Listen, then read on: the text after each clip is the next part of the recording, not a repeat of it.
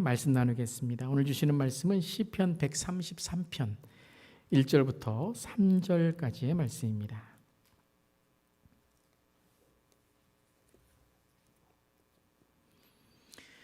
오늘 말씀은 세 절입니다. 세 구절이니까요. 우리 한 목소리로 우리 봉독 함께 합심으로 봉독하도록 하겠습니다. 133편 1절부터 3절까지입니다. 보라, 형제가 연합하여 동거함이 어찌 그리 선하고 아름다운고, 머리에 있는 보배로운 기름이 수염 곧 아론의 수염에 흘러서 그의 옷깃까지 내림 같고, 헐몬의 이슬이 시온의 산들에 내림 같도다. 거기서 여호와께서 복을 명령하셨나니 곧 영생이로다. 아멘. 하나님의 말씀입니다. 하나님 말씀에 감사합니다. 이제 오늘로 5월의 마지막 주일입니다. 벌써 5월이 다 지나게 되었습니다. 또 내일은 이제 메모리얼 데이죠. 메모리얼 데이. 한국말 말하면 현충일이라고 할 수 있는 그런 메모리얼 데이 주간을 지나고 있습니다. 우리 몇몇 성도님의 가정은 휴일을 맞아서 또 가족 여행, 가족 만남을 하시는 가정도 있으실 줄 믿습니다. 참 1년 전만 해도 이런 우리 생각을 못했죠. 우리 가족 여행을 하고 또 가족 만남을 갖고 한다는 것이 1년 전만 해도 참 어려운 일이었는데, 이제 코로나19 바이러스가 조금씩 아직 여전히 있지만요, 여전히 있는 그런 코로나 바이러스지만 또 이렇게 조금씩 안정되어 가서 참 감사합니다. 특별히 이제 미국은 조금 더 백신의 숫자들이 늘어감을 또 저희들이 감사하고 있습니다. 하지만 아직도 조금 배려하고 또 조심해야 될 현실이죠. 여전히 세계 곳곳에서 들려오는 코로나19의 소식들, 또 여전히 백신이 필요한 그런 나라들, 그런 희생자들과 그런 나라를 위한 안타까움, 고통받는 이웃을 위한 기도가 필요한 때입니다. 또 감사한 것, 당연한 감사만이 아니라 우리도 말과 행동, 또 기도를 통해서 우리 자신을 영적으로 바로 세우고 또 고통받는 이웃을 위해서 기도하는 우리 모두가 되기를 바랍니다. 온라인 예배를 시작한 지도 벌써 한 1년 3개월 정도 된 것 같습니다. 그리고 온라인과 우리 현장 오프라인을 함께 한 지도 우리 교회 지난주일에 이제 딱 1년 같이 하이브리드라고 하는 온라인과 오프라인의 예배를 드렸던 것도 벌써 1년이나 됩니다. 백신이 개발되고 있어서 또 백신을 우리가 맞고 있어서 개발되어서 참 감사하고, 또 많은 분들이 백신을 맞으신 걸로 알고 있습니다. 우리 소그룹 리더 모임을 한 2주 전에 했는데요. 각 소그룹 우리 선교회 리더분들께서 많은 분들, 이 선교회 또 소그룹의 많은 분들이 이미 백신을 맞으셨다고 또 말씀해 주셨습니다. 정부의 방침도 야외 모임이 완화되고 또 가족들의 모임도 소수이지만 허용되고 있습니다. 천천히 신중하게 이렇게 완화됐다고 해서 우리 급하게 하지 않고요. 천천히 하지만 신중하게, 하지만 또 기도하는 마음으로 우리 교회도 다음 주부터 여름 특별 소그룹 야외 만남을 시작하게 됩니다. 기대와 함께 또 우리가 기도하며 감사할 수 있는 시간이 되기를 바랍니다. 우리 성도님들도 많이 기도해 주시고 또 많이 동참해 주시고 또 우리가 기대할 수 있기를 바랍니다. 아멘. 또 여름 성경학교, 또 여름 문화학교 여러 가지 행사도 여러분 많이 기도해 주셔서 잘 진행될 수 있도록 많은 협조와 후원 바랍니다. 또 오늘은 삼위일체 주일이라고 합니다. 우리가 뭐 꼭 삼위일체 주일이다라고 하는 주일로 이렇게 말씀을 나누고 있지는 않지만, 이 삼위일체라는 것도 하나님께서 연합하시고 하나가 되셔서 우리를 위해서 구원의 역사를 베푸신 것이죠. 이러한 모든 것들을 생각하면서 오늘 저는 이 시편 133편의 말씀을 준비했습니다. 우리가 이 연합하여 함께 모이는 그러한 기대와 또 오늘 삼위일체 주일에 하나님께서 삼위일체의 하나 되심을 통하여 우리에게 구원의 역사, 또 하나님의 놀라운 위대한 사역들을 이루시는 것처럼 우리 교회도 그런 아름다운 주 예수 연합 공동체가 되기를 기도하는 마음으로 오늘 말씀을 준비했습니다.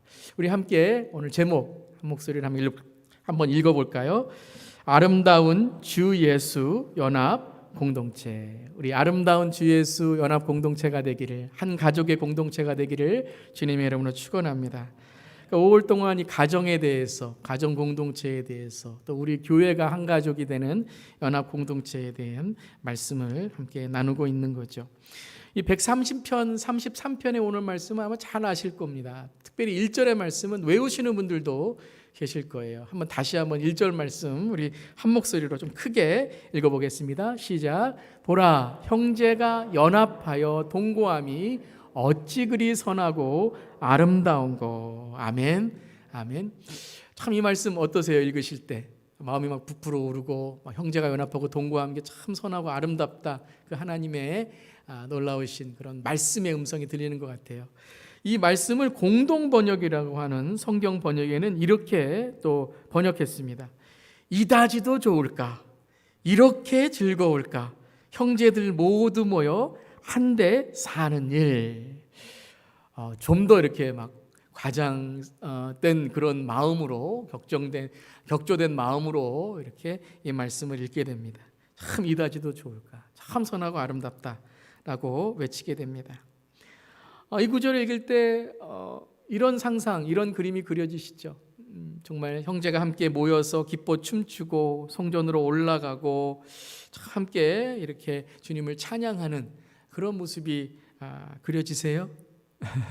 그려지시나요?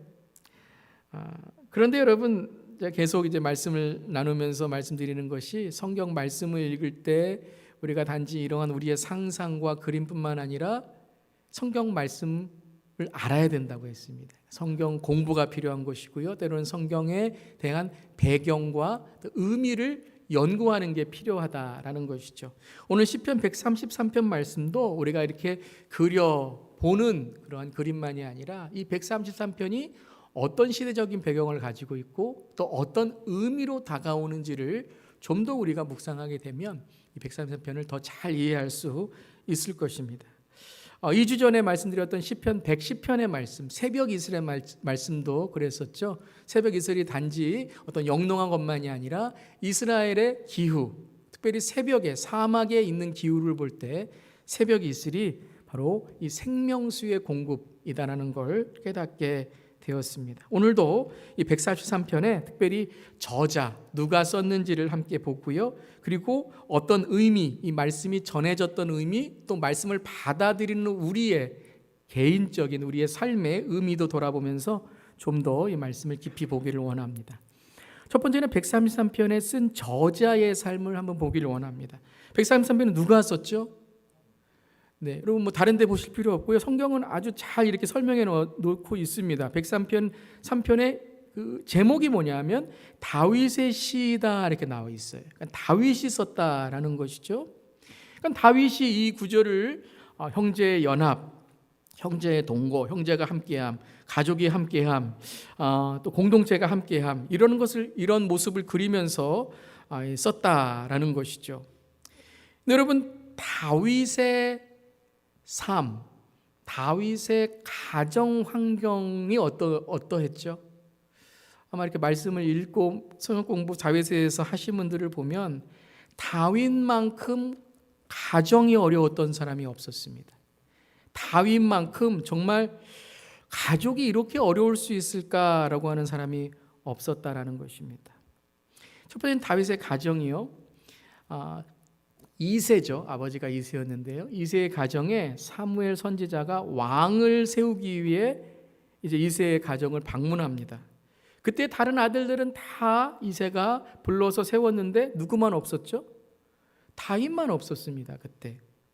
왜 안 불렀을까요? 막내고 어리고 얘가 왕이 되겠어? 라는 생각을 했던 것이죠. 어찌 보면 조금 소외받는 그러한 아들이었다라고 볼 수 있는 것입니다.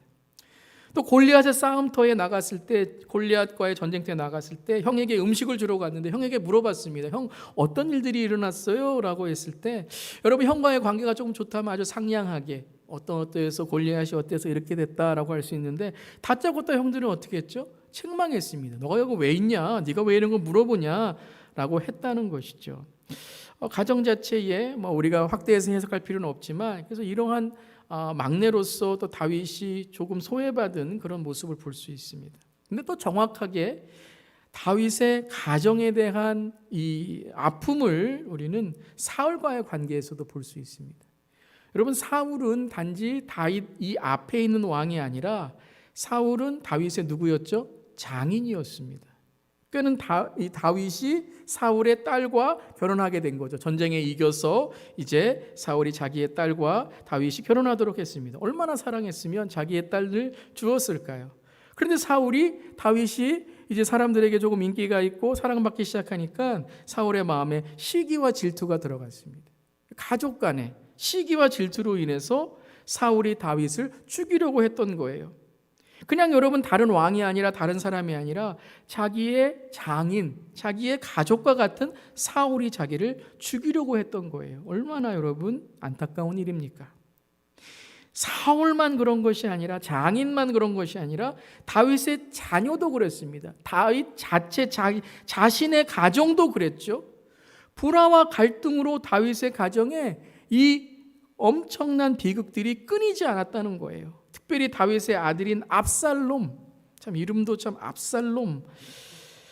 이 압살롬이 반란을 일으켜서 다윗을 죽이려고 합니다. 사울이 쫓아와 죽음을 당한 것도, 죽음을 면한 것도, 당하려고 했던 것도 너무 가슴 아픈 가족의 일인데 이젠 아들이 아버지를 쫓아와서 죽이려고 했다는 것이에요. 형제, 자매, 가족, 자녀 이런 말을 들었을 때 다윗에게는 어찌 보면 상처입니다. 트라우마예요. 나를 죽이려고 한, 나를 정말 못 살게 군 그러한 사람들의 모습이 가장 가까운 가족이었다라고 생각할 수 있습니다. 또한 여러분 이 143편이 이제 다윗에 의해 쓰여졌지만 이것을 정리하고 이것을 다시 한번 되새겼었던 때가 어디냐면 바벨론 포로 시기입니다. 또 바벨론의 포로들이 귀환했을 때 이 말씀을 정리했습니다. 여러분 바벨론의 포로라는 건 뭐예요? 바벨론에 이스라엘이 멸망했다는 거예요. 이건 나라의 멸망만이 아니라 성전이 불타는 어떤 하나님이 떠나는 종교적인 어떤 신앙의 멸망을 뜻하는 것이기도 합니다. 근데 여러분 바벨론 포로 시기에 또 돌아와서 그들이 얼마나 황폐한 이스라엘 땅을 보면서 이 133편을 정리하고 다시 한번 되새길 때에 여러분 성전에 올라가는 노래 어떻게 부를 수 있었을까요? 아니 모든 것이 다 해파됐는데 형제가 연합함이 아름답다. 어떻게 아름다움과 선하심을 찬양할 수 있었겠습니까? 또한 여러분 이 133편이 다윗과 바벨론 포로들만이 아니라 아마 여러분 자신에게도 이 말씀이 다가오지 않으실 수 있어요. 형제, 자매, 가정, 연합, 아름다움, 공동체 이런 단어를 들으실 때에 아마 쉽게 여러분의 마음에 감동이 되지 않으시는 분들, 아니 어쩌면 실망과 어쩜 마음의 아픔을 지금 느끼고 계신 분이 있으실 수 있습니다. 가정의 아픔이 있으시거나 부모님에 대한 부정적인 경험, 그리고 형제, 자매, 형제들 또 주위에 있는 정말로 가까운 사람들에게 상처와 배신을 받으셨다면 아니 형제들이 연합함이 안 아름다워요. 마음 아픈 일이에요. 라고 그 기쁨을 부정하실 수 있다는 거예요. 제가 청년 사역을 했을 때 한 청년은, 한 형제는 5월 가정의 달만 되면 너무 힘들다는 거예요. 그 형제에게는 아버지에 대한 부정적인 경험이 있습니다. 아버지에 대한 너무나도 아픈 그러한 상처가 있습니다. 그래서 하나님 아버지를 부르지 못해요. 아버지에 대한 그런 아픈 경험이 있기 때문입니다.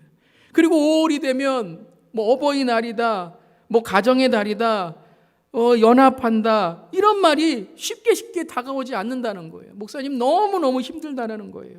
물론 이 형제가 나중에 성령을 체험하고 은혜를 받고 자신의 아픔이 다른 아픔을 가진 사람들에게 사명으로 자기가 그 경험으로 위로할 수 있다는 걸 깨달아서 나중에는 참 귀한 그러한 정말 형제가 됐지만 그 형제에게 이런 아픈 상처가 형제의 연합에 대한 감동을 갖지 못했다라는 거예요.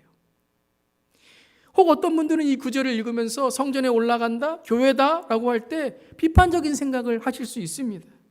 교회에 대한 잘못된 경험, 교회에 대한 쓴뿌리, 이러한 신앙에 대한 그러한 만남에 대한 상처를 통해서 형제 자매가 어울려 기뻐하는 것이 정말 교회입니까? 질문하실 수 있다는 거예요.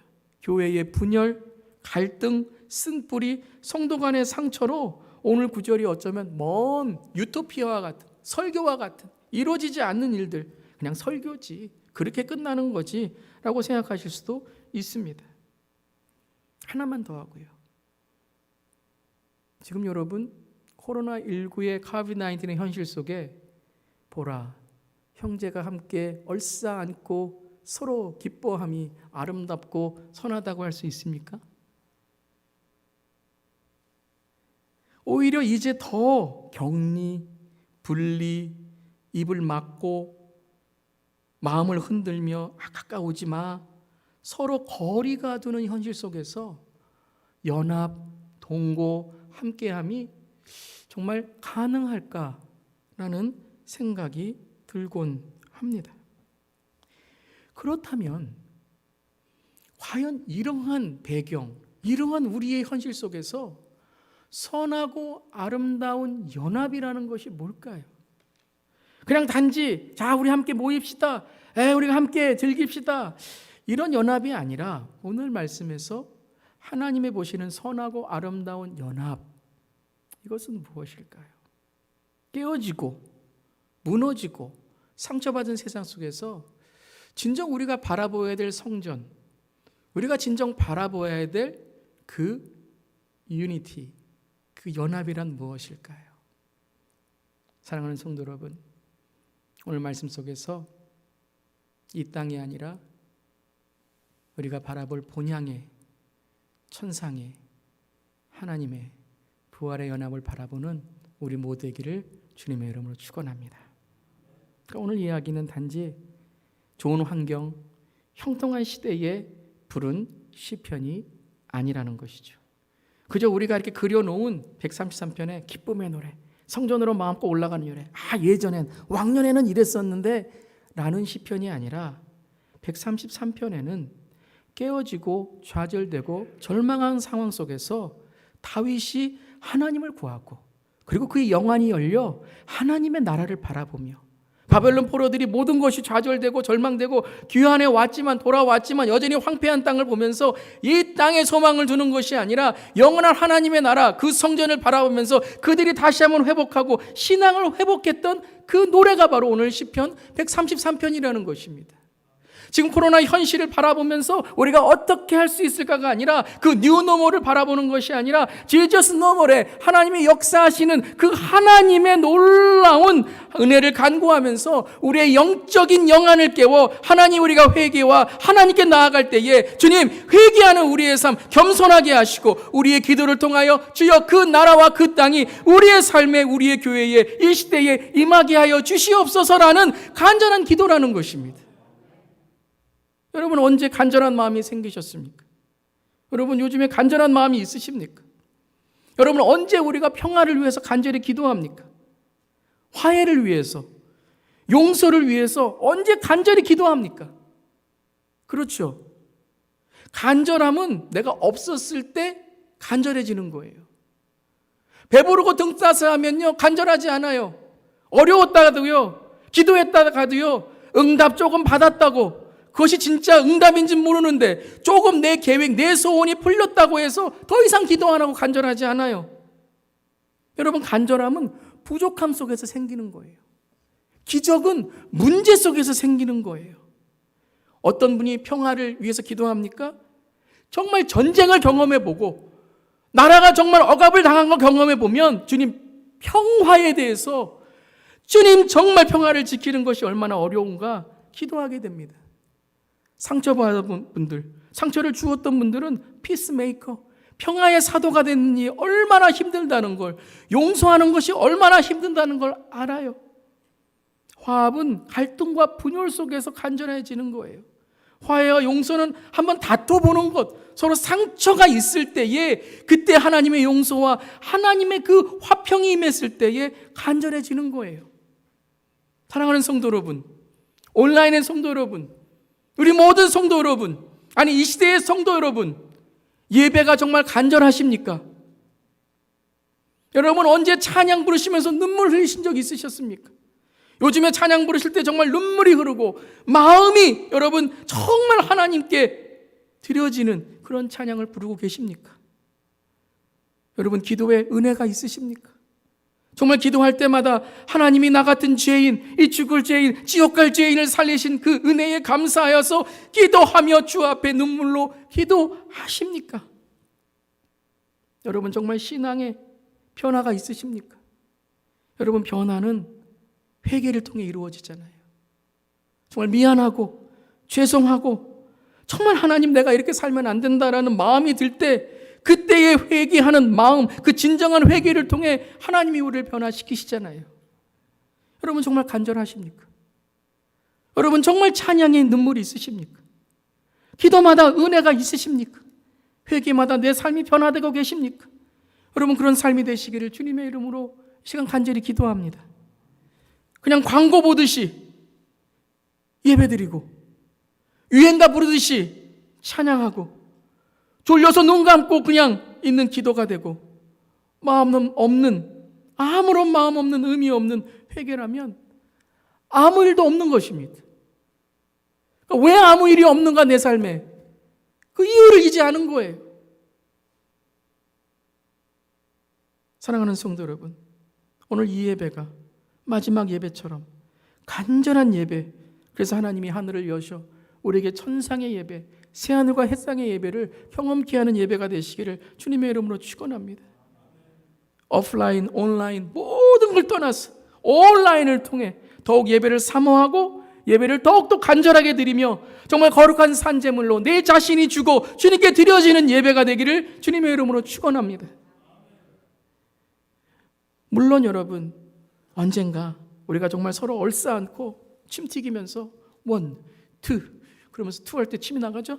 원, 투, 쓰리, 포 보라 우리가 형제가 연합하여 동감이 어찌 선하고 아름다운 거 힘차게 외칠 수 있는 그날이 올 줄 믿습니다. 마스크를 벗고 그럴 줄 믿습니다. 하지만 여러분 오늘 시편 133편은 그 날을 기다리며 부르는 노래가 아니라 오늘 우리의 삶 속에 임하시는 그 천상의 예배, 하나님의 성전을 그리는 예배라는 그 시편이라는 것입니다. 오늘 구절은 포스트 코로나 시대에 모든 것이 종식되었을 때 마스크를 벗고 하는 시편이 아니라 마스크를 쓸지라도 고난과 어려움이 있을지라도 주님을 바라보면서 나아가는 그 선한 아름다운 연합 공동체가 무엇인지를 우리에게 말씀하시는 것입니다.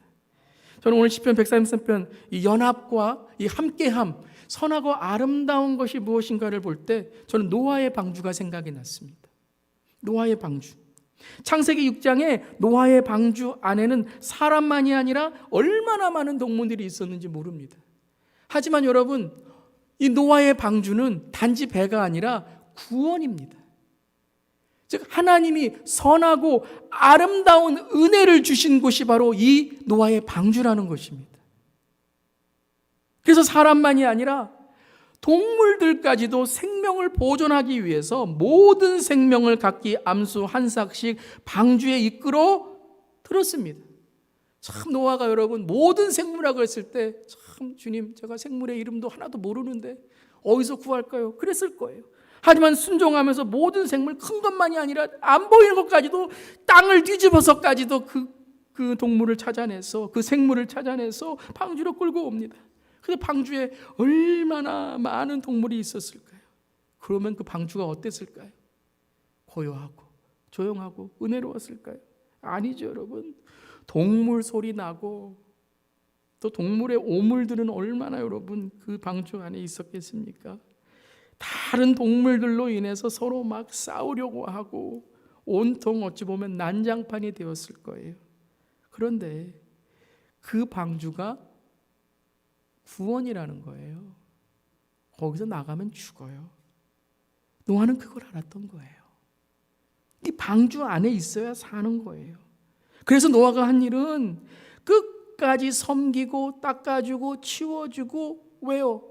방주 안에 머물라는 거죠. 나가면 안 돼. 방주 안에 머물라라고 하는 거예요. 왜요? 오직 구원이 그 방주 안에 있기에 그들을 지켜주고 보호해주고 보살펴주고 다스리고 해주었던 거예요.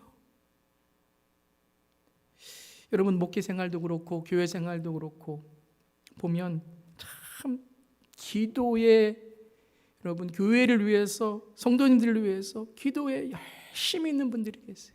참 기도에 교회를 위해 중보기도하며 다른 분들을 위해 기도에 정말 눈물을 흘리는 분들이 계세요. 여러분 어떻게 그렇게 기도할 수 있을까요? 어떤 분들은 그래요. 시간이 남아서요. 그분은 시간이 있으니까 그렇게 기도할 수 있죠. 절대 아닙니다, 여러분. 여러분, 우리 모두는요, 시간을 잘 정리하고 시간을 잘 이용하겠으면 시간 있어요. 그냥 우리가 마음대로 시간을 내 뜻대로 하니까 시간이 없는 것처럼 살아가는 거예요. 근데 여러분, 기도는 시간이 남아서 하는 게 아니더라고요. 물론 바쁨과 그리고 시간이 남았을 때 기도할 수 있는 여건이 되지만, 기도는 시간이 남아서가 아니라 사랑이 있어서예요. 우리 부모님들, 우리 할아버지 할머님들, 우리 자녀들 위해서 기도하잖아요. 만사를 제쳐놓고 기도하시고, 그 자녀가 어려우면 만사를 제쳐놓고 자기 자녀를 위해서 도와주잖아요. 왜요? 그게 사랑이기 때문이에요. 사랑이 있기에 기도하고 사랑이 있기에 눈물이 날 수밖에 없는 거예요. 그런 사랑이 우리 교회 안에 기도로 열매 맺기를 간절히 기도합니다. 한번 따라해 보세요. 사랑한 만큼 기도합니다. 사랑한 만큼 기도합니다. 기도 안 하는 이유를 아시겠죠? 사랑 안 해서 그런 거예요. 나 사랑 안 하는구나. 사랑한 만큼 기도하는 겁니다. 자, 이러한 1절에 이런 환경 속에서 기도함을 통해서, 그러면 이제 2절과 3절에 그러면 그 기도의 공동체, 연합의 공동체가 어떠한 서로에 대한 연합을 보여주고 있는가? 그것이 2절하고 3절입니다. 우리 함께 2절 3절 읽어보겠습니다. 시작. 머리에 있는 보배로운 기름이 수염 곧 아론의 수염에 흘러서 그 옷깃까지 내림같이 헐몬의 이슬이 시온의 산들에 내림같도다. 거기서 여호와께서 복을 명령하셨나니 곧 영생이로다. 여러분, 연합 공동체를 통해 우리 주 예수 교회에 여호와께서 복을 명령하시고 그 영생의 복을 내려주시기를 주님의 이름으로 축원합니다. 자, 이 구절도 여러분 어떤 모습이 이렇게 상상이 되시나요? 이게 기름 부음이죠. 기름을 부은 것. 제사장으로 기름을 부으시고 그 기름이 흘러가는 모습을 헐몬산에서 흐른다라는 그 표현을 하신 거죠. 이 헐몬산은 이 이스라엘의 제일 위쪽에 있는 산입니다.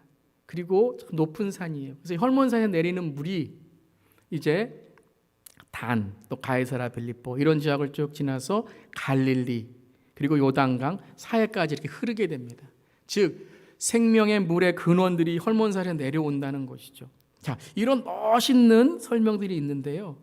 저는 오늘 이 말씀을 이렇게 그려나가면서 조금 보기가 좋지 않았습니다. 머리 위에 기름을 붓는데요. 그러면 기름이 광채가 나든지 해야 되는데 이것이 어떻게 되냐면요. 기름이 쫙 흘러갖고 여기 얼굴을 막 다 적셔요. 그리고 그 아론의 어디요? 수염까지 막 이렇게 흘러요. 그래서 막 수염에서 그 기름이 뚝뚝뚝 흐르면서 막 옷을 막 다 젖어요. 그 제사장 옷이 얼마나 비싼 건데 거기 막 기름이 묻어갖고 막 젖어갖고 막 이게 막 흘러요. 우리가 이제 성경에 이렇게 멋있는 모습으로 그리기 때문에 멋있다 그러지만 여러분 직접 그 모습을 보면 어떨까요? 예를 들어서 이겁니다. 인자하신 어르신의 제가 이렇게 기름을 붓겠습니다. 우리 기름을 딱 붓는데 이게 막 어르신의 얼굴에 막 수염에 막 뚝뚝뚝 떨어져요. 어떻죠? 좀 무례하다라는 생각이 들 수도 있다는 거예요. 그리고 체면이 구겨진다. 내가 제사장인데 좀 부으시려면 좀 손에다가 이렇게 붓고 이렇게 멋있게 해야지. 그걸 머리에다가 부어갖고 막 싹 이렇게 흐르고 막 수염도 여러분 얼마나 이렇게 멋있습니까? 그런데 그 수염에서 기름이 싹 흘러간다. 그리고 여러분 제사장의 옷은 이렇게 멋있어요. 근데 그 옷을 막 기름으로 딱 범벅을 해갖고 막 흘러. 그러면 제사장이 내 체면 다 구겼다. 이건 뭐 내 제사장 기름 분당하면서 좀 멋있게 자랑해야지. 뭐 기름이 막 흘러갖고 막 저도 가을 입었지만 여기에 막 묻고 그러면은 여러분 좀 그렇잖아요. 근데 이게 막 흘러갖고 막 주위에 막 기름이 흥건해지고 막 흘러가는 거예요.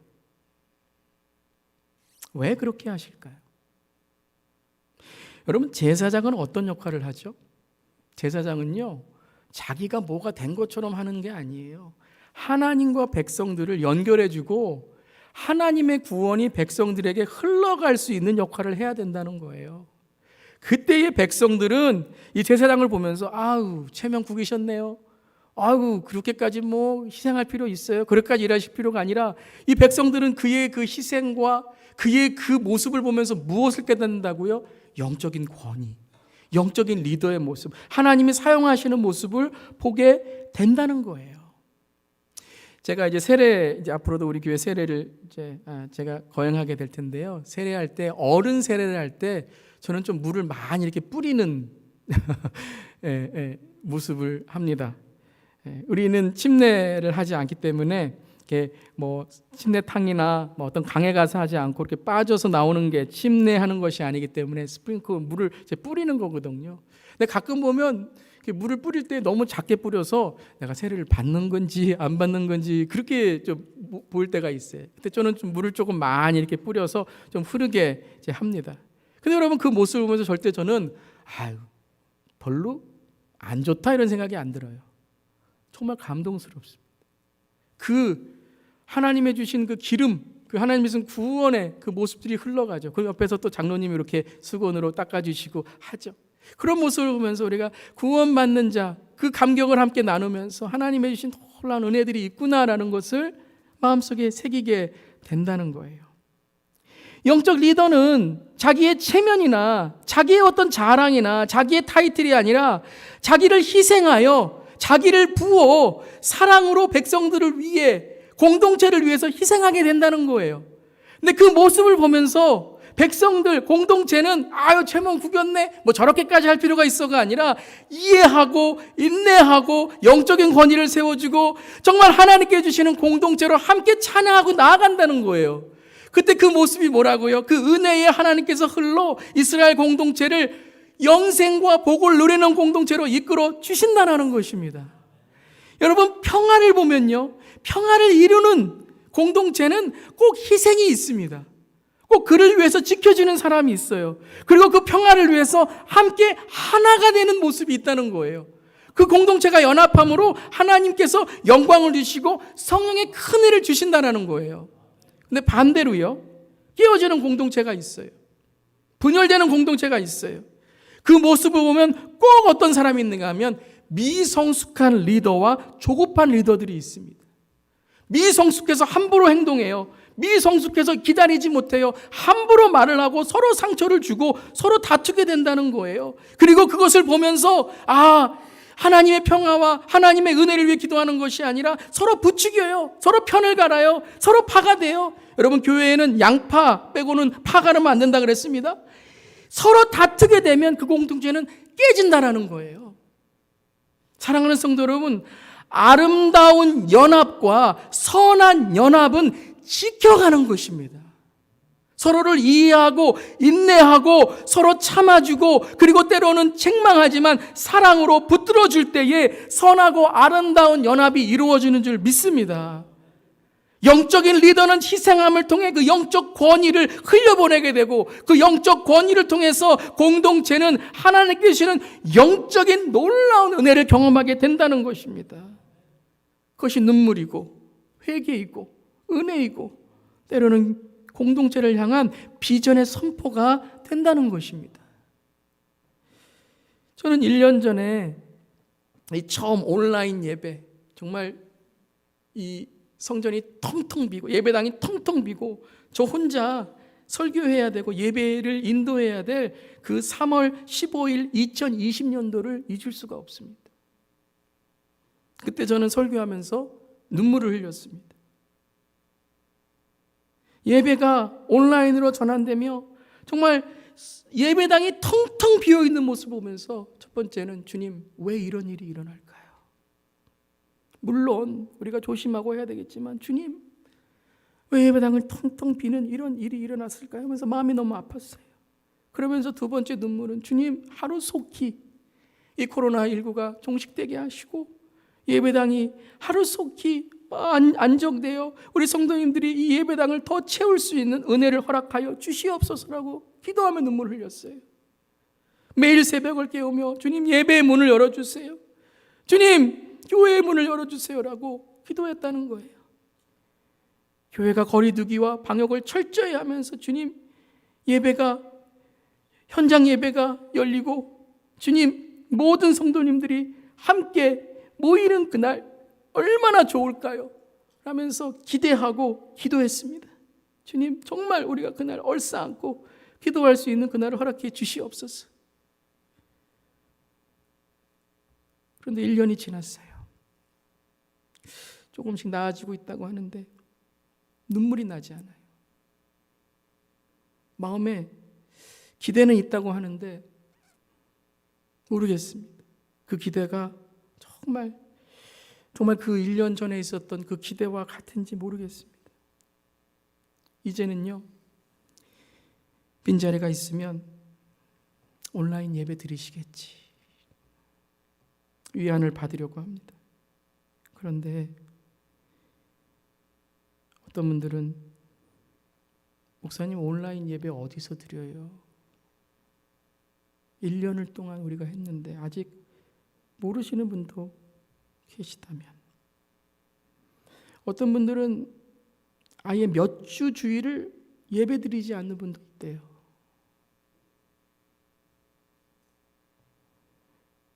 그리고 몇 시간이 지난 후가 아니라 며칠이 지난 후에 다른 유행하는 유튜브 동영상 보는 시간 짬에 잠깐 클릭해서 지난 예배 뭐지? 라고 보시는 것이 아닌가. 직접 들은 건 없습니다. 아닌가. 그런 습관이 1년 동안 되지 않았는가. 마음을 생각을 합니다. 여러분, 편리해져야죠. 조금 편리해지고 우리가 어디서든 우리가 볼 수 있도록 또 들을 수 있도록 하는 거 당연합니다. 그래서 우리 교회는 어떤 교회예요? 온라인 교회잖아요. 온라인 사역도 오프라인 사역, 현장 사역도 모든 것들이 다 효과적이고 하나님께 주시는 참 은혜가 있도록 열심을 다하고 있습니다. 좀 유용해져야죠. 우리가 꽉 막힐 필요는 없잖아요. 좀 오픈도 하고 잘해야 되는 거죠. 좀 편할 땐 좀 편해야 되겠죠. 그런데 지난 몇 주간 기도하면서 이런 마음이 듭니다. 교회가 컨비니언스 스토어가 된 것 같아요. 편의점. 편의를 봐드리는 것이 아니라 내 편의를 주장해서 들어줘야 되는 내가 원하고 내가 편리한 시간만을 찾는 곳이 아닌가. 저부터 회개합니다. 말세 아닐까요? 너는 이것을 알라. 말세에 고통하는 때가 이르러 사람들이 자기를 사랑하며 돈을 사랑하며 자랑하며 교만하며 비방하며 부모를 거역하며 감사하지 아니하며 거룩하지 아니하며 무정하며 원통함을 풀지 아니하며 모함하며 절제하지 못하며 사나우며 선한 것을 좋아하지 아니하며 배신하며 조급하며 자만하며 쾌락을 사랑하기를 하나님 사랑하는 것보다 더하며 경건의 모양은 있는데 경건의 능력은 부인하니 이 같은 자들에게서 내가 돌아서라. 예수님 초림 이후에 마지막 때는 시작했다고 하지만 재림 때까지 우리가 깨어 있겠지만 정말 이 시대의 모습이 오늘 이 말씀에 딱 맞는다라고 생각할 때 마지막 때가 아닌가. 회개할 때가 아닌가. 그런데 이 말씀을 듣고도 무감각해진 건 아닌가. 딴 사람은 이런데 라고 생각하고 있진 않은가. 지난 1년이 우리를 영적으로 민감하게 한 것이 아니라 온통 어디에 있든지 간에 이 무서운 것이라는 것으로 무감각해지지 않았나. 마음까지도 마스크 쓰고 있지 않나. 하나님과 거리 두고 하고 있지 않나. 굳어진 마음은 되지 않았는가. 돌아봅니다. 여러분, 이 말씀을 읽을 때 어느 누구가 마음에 찔리지 않겠습니까? 저도 말씀 읽고 있지만 저도 찔려요. 근데 그것이 산 것이라는 거예요. 여러분, 매일매일 감사하셨습니까? 그거 하나만 놓고도요, 우리는 정말 회개해야 돼요. 근데 그거 하나만이 아니죠. 이기적이고 우리가 사랑하는 것이 정말 하나님 사랑인지 내 사랑인지 돌아보게 됩니다. 홍수가 나면 가장 많은 것이 뭐죠? 물이라고 합니다. 그런데 정말 부족한 건 뭐냐면요, 먹을 물이 없다는 거예요. 지난 1년간 여러분, 요즘에 유튜브에 보면요, 모든 교회들이 다 예배 온라인 실시간 영상 올립니다. 그리고 얼마나 많은 사역하는지 몰라요. 또 지금 조금씩 여러 가지 현장 예배 속에서도 많은 교회들이 새로운 예배들을 구상하고 있습니다. 우리 교회도 그렇고요. 교회 사역이 더 노력해야 될 일이 된 것입니다. 그런데 이러한 홍수와 같은 예배 속에서 정말 마실 물, 생명수의 예배가 있는가 돌아봐야 된다는 것입니다. 여러분, 정말 교회 나오기를 사모하십니까?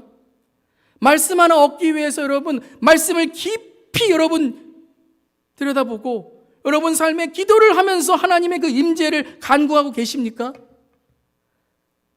여러분, 히브리서 10장 25절에 이런 말씀을 하시죠.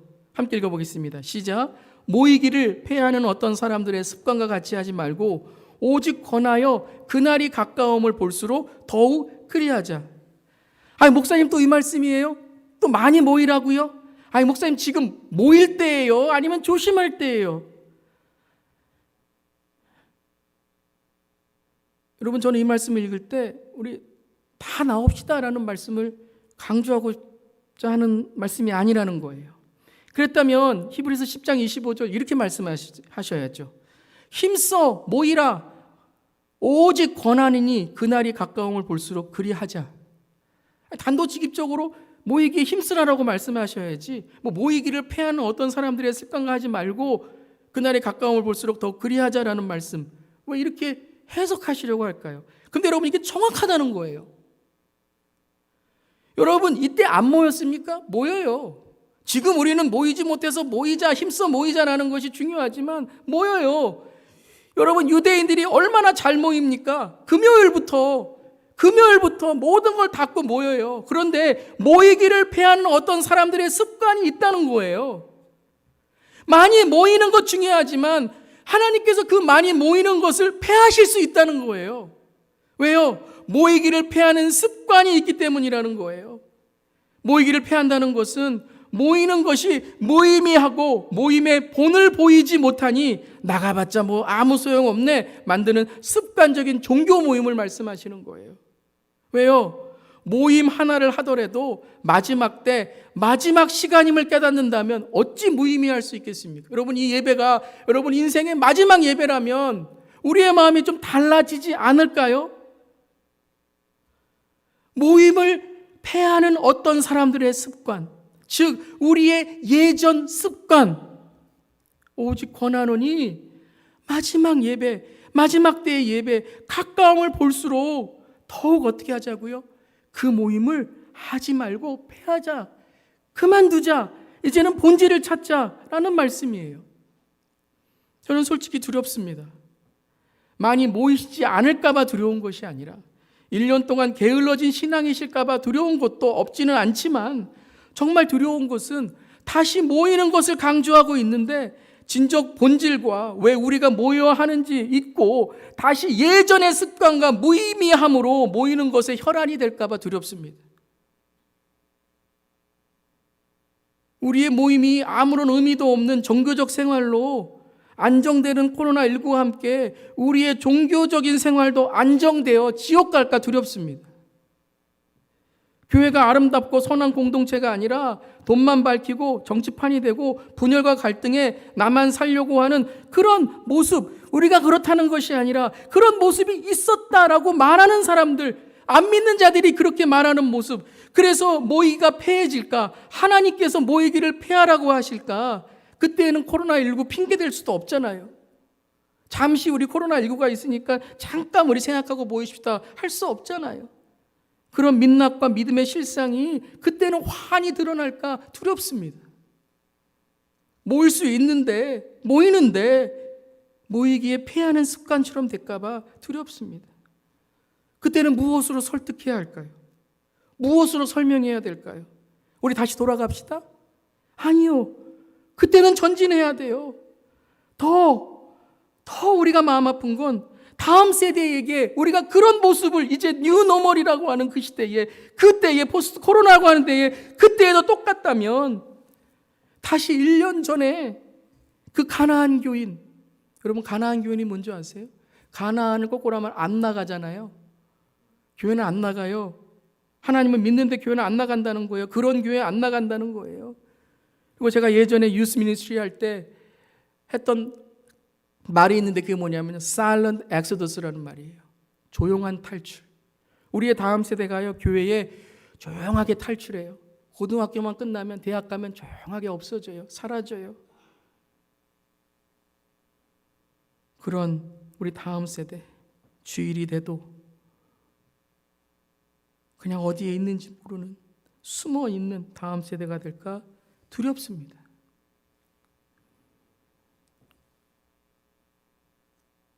코로나19가 조금씩 안정된다고 합니다. 더 영적으로 깨어 있어야 돼요. 정말 여러분. 이제는요, 정말 우리에게 이 편리하고 편안하고 유용하고 내 자신을 사랑하고 그러한 모이는 것을 패하는 우리의 습관들이 다시 올라오기 시작해요. 이때에 진정한 리더는 두 가지를 알아야 됩니다. 첫 번째는 타이밍을 알아야 되고, 타이밍. 지금 어떤 행동과 결단이 필요한지를 알아야 되고, 그리고 이 세대를 알아서 타임을 알아야 돼요. 내가 지금 몇 시에 있는지를 알아야 돼요. 내가 지금 어떤 영적 상태에 있는지를 알아야 돼요. 그래서 내가 어디서부터 시작해야 되는지, 타임을 통해 지금 어떻게 시작해야 되는지 타이밍을 알아야 된다는 것입니다. 그리고 이제 이 시편 133편을 다시 한번 읽어야 된다는 거예요. 오늘 133편은 성전으로 올라가는 노래입니다. 올라간 사람들이 부르는 노래가 아니에요. 정상에서 와 우린 다 올랐다 메아리 부르는 노래가 아니에요. 올라가는 사람들이, 지금 바벨론 포로들이 다윗의 그 자기의 인생의 개인적인 또 그런 자기 가족의 어려움들을 다 이제는 내려놓고 산을 올라가며 서로 돕고 서로 의지하며 서로 도와주며 드디어 정상의 하나님을 찬양하는 공동체가 될 것이라는 것을 선포하며 올라가는 노래라는 거예요. 초대교회에 순교할 때에 같이 불렀던 시편 143편, 주님 이 천상의 하늘에 이 성전을 우리가 가게 해 주시옵소서. 그리고 이렇게 고백하는 거예요. 함께 다시 한번 읽어볼게요. 시작. 보라 형제가 연합하여 동거함이 어찌 그리 선하고 아름다운고. 여러분 이 말씀은 노래 부르는 자가 부르는 노래가 아니라 하나님이 이 공동체를 보면서 너희가 깨어지고 그리고 아프고 눈물이 있지만 함께 서로 얼싸안고 끝까지 도와주며 어깨동무하고 서로를 도와주며 이 높은 곳에 올라오며 성전을 바라며 올라가는 그 공동체, 그 연합, 그 함께함이 어찌 그리 선하고 아름다운고. 무엇이에요? 하나님의 목적과 하나님의 선을 이루는 아름다움이 있다는 것입니다. 누군가의 희생을 통해, 누군가의 인내를 통해 이루어지는 그날, 내일 메모리얼 데이 아니에요. 메모리얼 데이가 뭐예요? 현충일이잖아요. 누군가의 자유와 누군가의 평화를 위해 희생하고 그리고 투쟁했던 사람들을 통해 이 메모리얼, 이것을 기억하고 기념하자라는 날 아니겠습니까? 여러분 이 예배가 어떤 메모리얼입니까? 바로 우리를 위해서 십자가에서 돌아가시고 죽음을 부활의 승리로 이기신 예수님 그 성전, 그 승리를 선포하는 예배 아니겠습니까? 사랑하는 성도 여러분, 오늘 우리에게 이 예배가 바로 그 하나님의 놀라운 선함과 아름다움을 함께 공동체가 이겨나가고 나아가는 예배가 되기를 주님의 이름으로 축원합니다. 서로 위로하세요. 서로 격려하세요. 서로 권하세요. 때로는 서로 담대하게 여러분 말씀하시며 사랑으로 이끌어주세요. 그때 주님은 이렇게 약속하십니다. 함께 읽겠습니다. 거기서 여호와께서 복을 명령하셨나니 곧 영생이로다. 어디였어요? 거기서. 우리 GS 교회 거기서 저와 여러분의 가정에서 하나님이 복을 명령하시니 곧 영원한 생명, 죽음을 이기는 생명이 우리에게 있음을 이 시간 선포합니다. 주여, 나를 당신의 평화의 도구로 써주소서. 미움이 있는 곳에 사랑을, 상처가 있는 곳에 용서를, 의심이 있는 곳에 믿음을, 절망이 있는 곳에 희망을, 어둠이 있는 곳에 빛을, 슬픔이 있는 곳에 기쁨을 심게 하소서. 오 거룩한 주여, 위로받기보다는 위로하며, 이해받기보다는 이해하며, 사랑받기보다는 사랑하게 하소서. 우리는 줌으로써 받고 용서함으로써 용서받으며 죽음으로써 영생을 얻습니다. 깨어진 세상에 주님의 아름다운 도구가 되는 주 예수 연합 공동체가 되기를 주님 이 시간 간절히 기도합니다. 기도하겠습니다. 우리 성도님들을 위로하여 주시옵소서. 우리 성도님들에게 힘을 주시옵소서.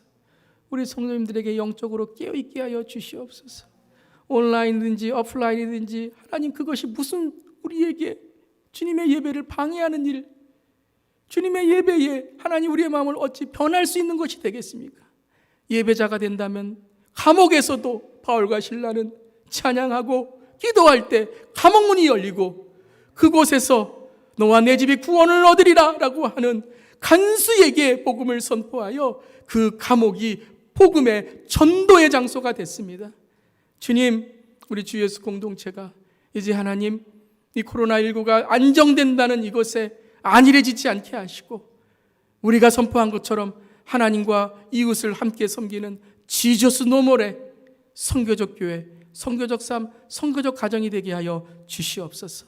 평화의 도구로 사용해 주시고 피스메이커가 되게 하시고 특별히 우리 교회 안에서부터 영적인 각성과 부흥을 통해 지역을 살리고 나라를 살리고 열방을 살리는 신앙의 믿음의 모델 교회가 될 때에 그 성전에 올라가는 노래를 통해 많은 사람들을 구원의 방주로 인도하는 우리 주 예수 교회가 되게 하여 주시옵소서. 우리 성도님들 한 주간도 영적으로 깨어 날마다 말씀 붙들고 기도 붙들고 찬양하며 나아갈 때에 이 땅에 있는 소망이 아니라 하나님의 소망으로, 부활의 소망으로, 천국의 소망으로 두렵고 떨리는 마음으로 날마다 영적으로 깨어 주와 동행하는 하나님, 영생의 복으로 우리 성도님들을 이끌어 주시옵소서. 주님 감사드리며 예수님의 이름으로 기도드리옵나이다. 아멘.